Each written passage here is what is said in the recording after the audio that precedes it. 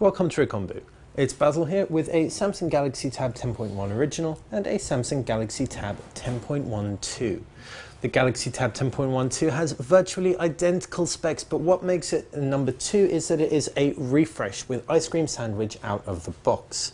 It also packs a slightly different design, so let's take a look at that for starters.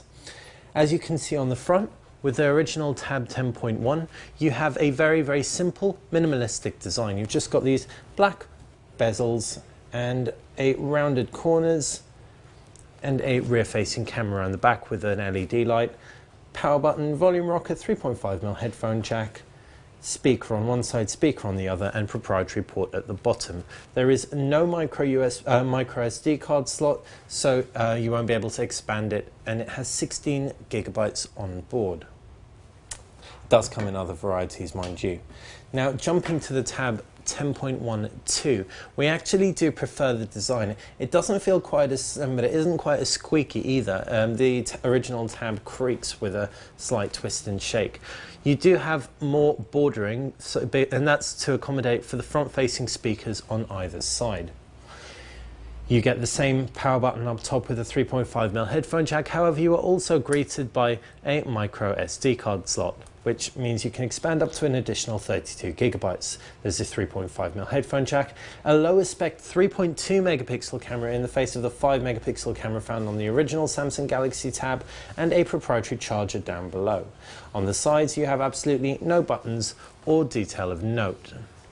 Now, both devices come with 10.1-inch screens with a resolution of 1280 by 800, so there's no difference there. However, our first impression is that the Tab 10.12 looks a little bit brighter. This is probably because it's a newer device, but it may well be a different panel as well. So that's a brief rundown of the design. With regards to the user interface, the Tab 10.12, as we said, has ice cream sandwich on board in the face of Honeycomb Android 3.2 on the original Galaxy Tab. It hasn't had its ICS update yet. It also runs a different version of TouchWiz. That's more akin to the Galaxy S2, for example, whereas the Tab 10.12 looks very much more Galaxy S3. This means you get more support for things like scrollable widgets. For example, our G-Reader Pro widget won't scroll on Honeycomb, whereas it will on Ice Cream Sandwich. You also get support for Chrome's web browser.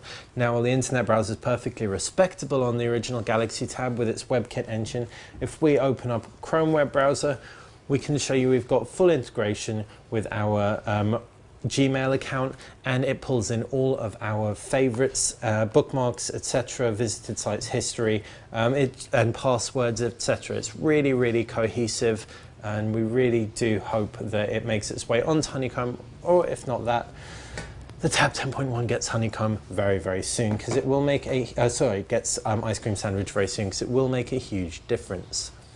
As far as the rest of the user interface goes on the Tab 10.12, it's very smooth indeed.